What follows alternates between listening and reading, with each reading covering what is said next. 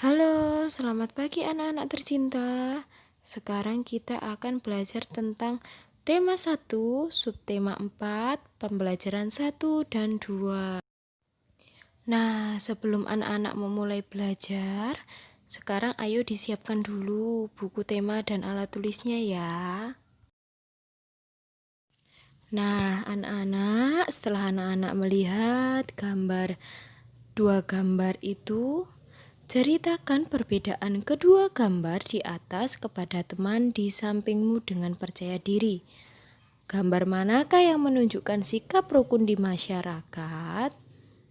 Nah, dari gambar tersebut anak-anak bisa membedakan. Ya, gambar pertama itu adalah lingkungannya sangat kotor dan tidak ada yang membersihkannya. Sedangkan gambar yang kedua, masyarakat sedang bersama-sama membersihkan lingkungannya. Lah, yang menunjukkan sikap rukun di masyarakat itu gambar pertama atau kedua? Ya, benar. Gambar kedua lah yang menunjukkan sikap rukun di masyarakat.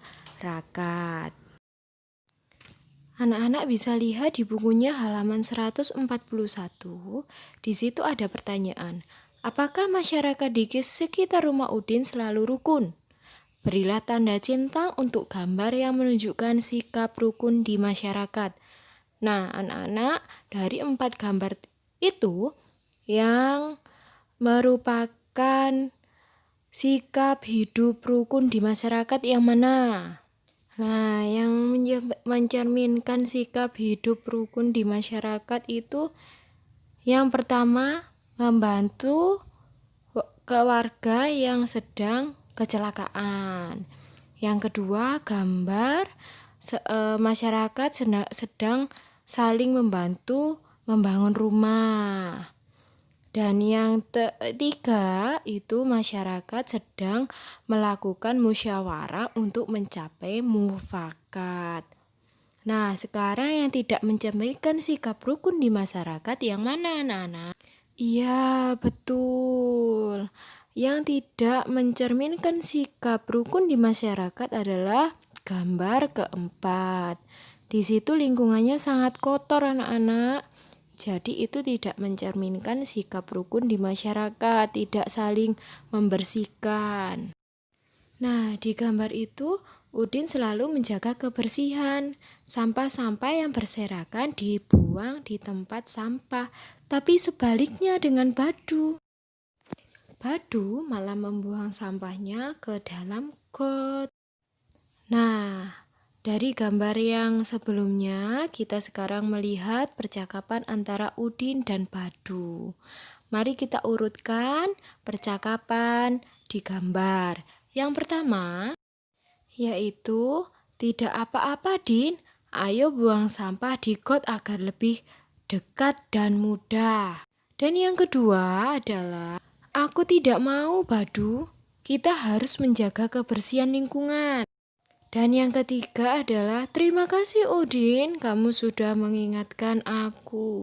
Nah, kalimat yang Udin ucapkan adalah kalimat penolakan. Apa itu kalimat penolakan? Kalimat penolakan adalah kalimat yang diucapkan untuk menolak sesuatu. Biasanya kalimat penolakan menggunakan kata tidak dan maaf.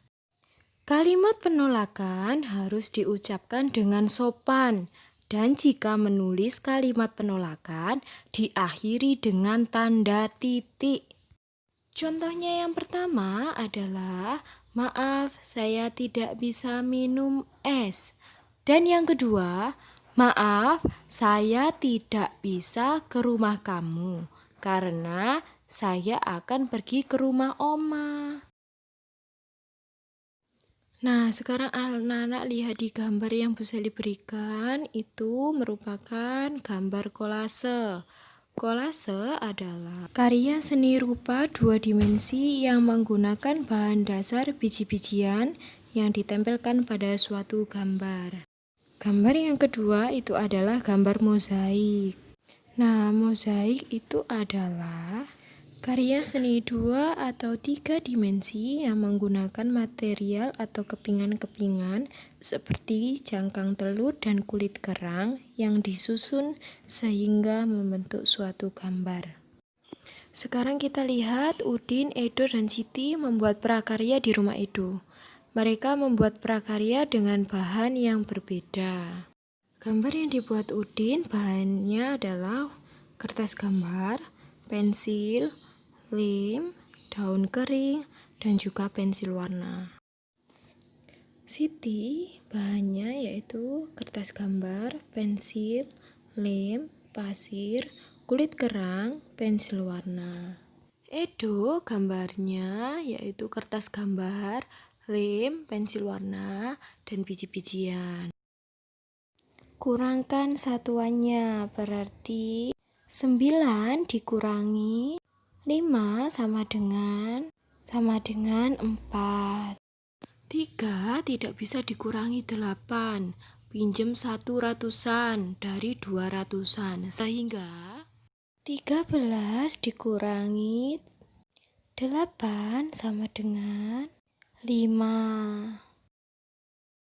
2 ratusan telah dipinjam 1 ratusan, sisa 1 ratusan, sehingga 1 dikurangi dengan 1 sama dengan 0. Jadi hasilnya adalah 54. Sekarang kita membaca percakapan antara Badu, Udin, dan Edo ya. Udin, coba lihat, got menjadi bau dan kotor karena banyak sampah. Edo, wah iya, airnya juga tergenang. Udin, bagaimana jika hari Minggu kita bergotong royong membersihkan got? Badu, membersihkan got?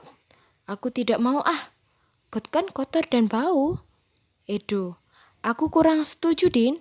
Membersihkan got pekerjaan yang berat. Kita sebagai anak-anak belum bisa melakukannya. Badu, betul, Din. Sudah biarkan saja. Udin, tapi got yang tersumbat dapat menyebabkan banjir. Sampah akan menyumbat aliran air sehingga akan meluap ke jalan. Edo, bagaimana jika kita mengusulkan kepada Pak RT untuk mengajak seluruh warga bergotong royong? Kita bisa ikut membantu pekerjaan ringan, misalnya membuang sampah yang dikumpulkan. Udin, aku setuju do. Badu, aku juga setuju jika demikian. Aku juga bersalah karena membuang sampah dalam got. Nah anak-anak, sekarang kita akan menjawab jawaban halaman 150. Apakah gotong royong diperlukan di dalam masyarakat? Jawabannya adalah iya, terdapat kalimat penolakan pada teks percakapan di atas. Untuk soal selanjutnya, anak-anak coba kerjakan ya. Di situ, warga bergotong royong untuk membersihkan got. Ada percakapan antara warga dengan warga. Maaf, kami nanti terlambat mengikuti kerja bakti. Kami akan pergi ke gereja terlebih dahulu. Dan warga yang lain menjawab, baik Pak, tidak apa-apa. Sikap apakah yang sesuai dengan pengamalan sila pertama Pancasila pada bacaan dan gambar tersebut?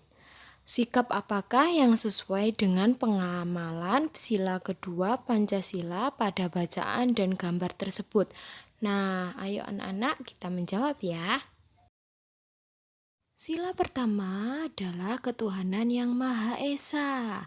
Contoh pengamalannya yaitu memberikan kesempatan kepada teman yang berbeda agama untuk beribadah. Yang kedua adalah kemanusiaan yang adil dan beradab. Mari kita lihat pengamalannya ya.